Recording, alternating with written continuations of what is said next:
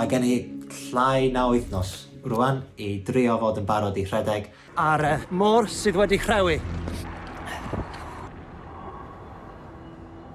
Ac gobeithio bydda i'n teimlo fel dwi'n gallu rhedeg o gwbl, felly gawn ni weld.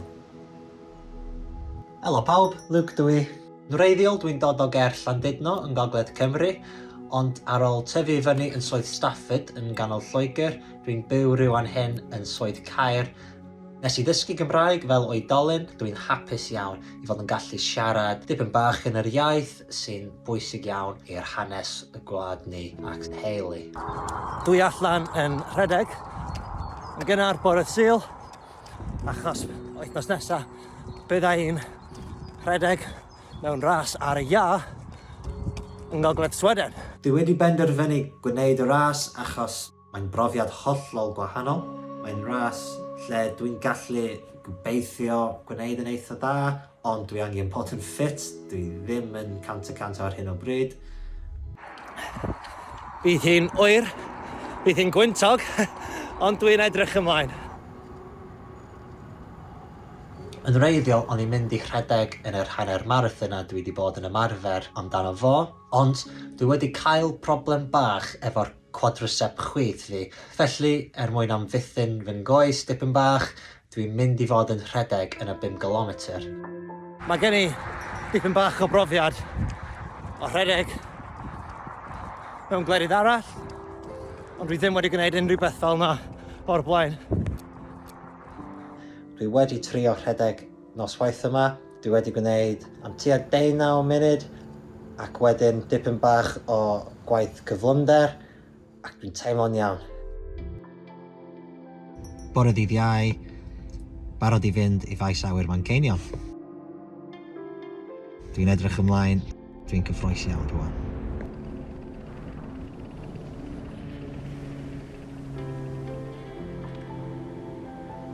Gyd Gwener boys, ffantastig, bore da iawn.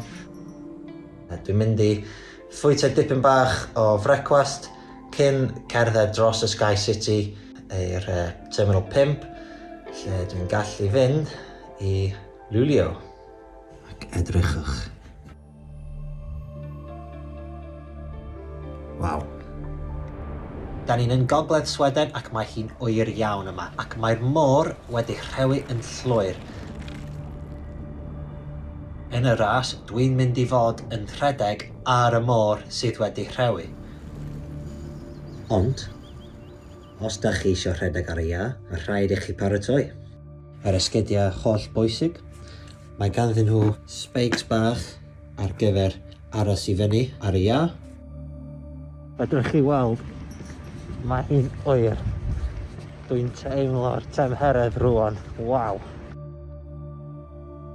Mae hi'n -6 y tu allan heb gwynt.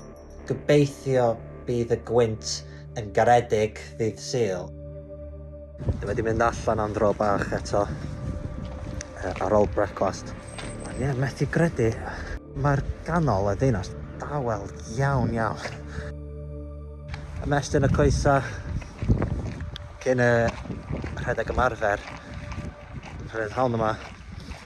A fel rhywun sy'n rhedeg yn aml ac sy'n ymarfer yn galed iawn, dwi'n edrych ymlaen i'r brofiad hollol gwahanol. Dwi ddim yn hollol siŵr beth i ddisgwyl yn ystod y ras, ond byddwch chi'n dod ymlaen efo fi cyn ac ar ôl, a gobeithio byddwn ni'n rhannu brofiad arbennig. Am brofiad anhygoel, a ni'n eitha emosiynol. Methu esbonio sut mae'n deimlo.